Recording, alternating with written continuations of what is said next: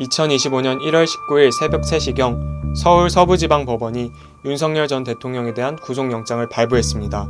이에 반발해 그의 지지자들은 법원에 난입해 폭동을 일으켰습니다. 그날 밤 법원은 아수라장이 되었고 자유민주주의와 법치의 근간은 크게 흔들렸습니다.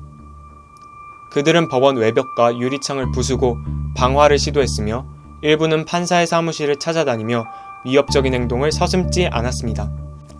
놀라운 것은 이뿐만이 아닙니다.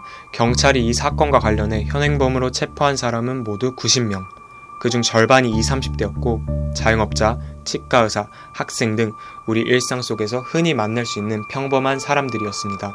이 사건은 우리 취재팀에게 하나의 섬뜩한 신호처럼 느껴졌습니다. 혹시 평범한 사람들까지 극단주의에 빠질 정도로 극단주의적 성향을 가진 사람들이 이미 수적으로 너무나도 증가한 것은 아닐까?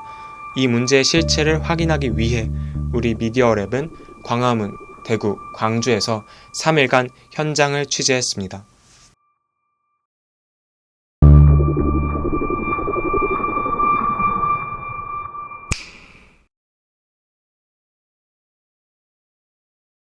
그러나 현장에서 마주한 결과는 예상과 달랐습니다.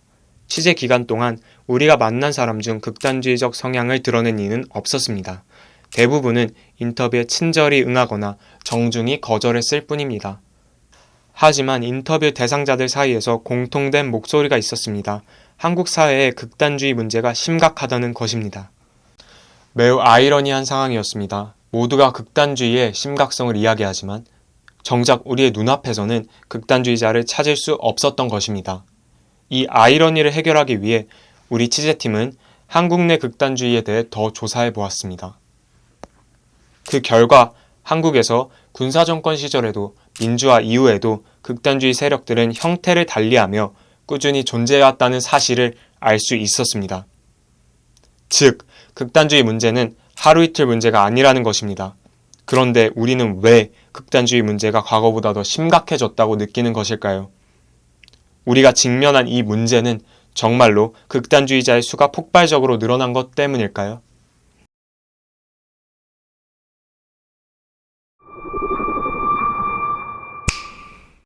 우리는 이 질문에 대해 두 가지 주요 가설을 세워보았습니다. 첫 번째 가설은 기존에 세웠던 가설인 극단주의적 성향을 가진 사람들이 수적으로 증가했다는 것입니다. 만약 이 가설이 옳다면 그 배경에는 소셜미디어의 발전, 특히 유튜브의 영향이 밀접하게 연관된 것으로 보입니다. 유튜브는 플랫폼에 머무는 시간을 늘리고자 고안된 알고리즘이란 추천 시스템으로 운영됩니다. 이 알고리즘은 사용자들이 검색하는 단어나 시청하는 영상의 유형, 그리고 개인의 선호도와 관심사를 파악하여 관련 영상을 반복적으로 노출하도록 구성되어 있습니다. 하지만 문제는 여기서 시작됩니다. 이러한 맞춤형 추천이 필터 버블과 에코 챔버 현상을 일으킨다는 것입니다. 필터 버블이란 유튜브와 같은 플랫폼이 이용자의 과거 기록을 분석하여 이용자의 선호에 맞는 정보만 전달하는 현상을 말합니다. 말 그대로 사용자를 정보의 거품 안에 가두는 것입니다. 그리고 이처럼 비슷한 견해만 이용자에게 전달되다 보면 이용자는 마치 하나의 목소리가 반복적으로 울려 퍼지는 방에 앉아 있는 것과 같은 상황, 즉 에코챔버에 놓이게 된다는 것입니다. 또한 우리는 현장 취재에서 마주한 결과를 토대로 두 번째 가설을 세울 수 있었습니다. 바로 극단주의자들이 과대대표된 것이라는 것입니다. 그리고 이 과대대표 현상은 온라인 공간과 밀접하게 연관된 것으로 보입니다. 과거에는 집회와 같은 오프라인 모임이 극단주의자들에게 사실상 유일한 의사표현의 창구였습니다. 하지만 기술의 발달로 온라인 공간이 생겨나면서 상황은 완전히 달라졌습니다. 극단주의적 성향을 가진 사람들은 많은 사람들에게 노출되며 익명성 뒤에서 부담 없이 목소리를 낼 수 있는 온라인 공간을 적극적으로 활용하게 된 것입니다. 특히 익명성은 극단주의자들이 사회적 비난이나 외면으로 인해 의견 개진을 주저하게 되는 현실과 달리 더욱 적극적으로 자신의 생각을 주장할 수 있도록 만듭니다.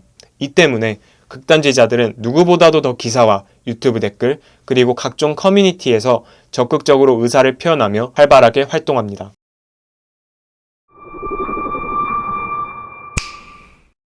그리고 이러한 극단주의자들의 온라인 공간 내 활발한 활동을 상업적으로 이용하는 세력들도 존재합니다. 바로 정치 유튜브 채널들이 대표적입니다. 일부 정치 유튜브 채널들은 자극적이고 극단적 발언을 통해 더 많은 수익을 얻기도 합니다. 돈이 되니까 움직이는 거예요.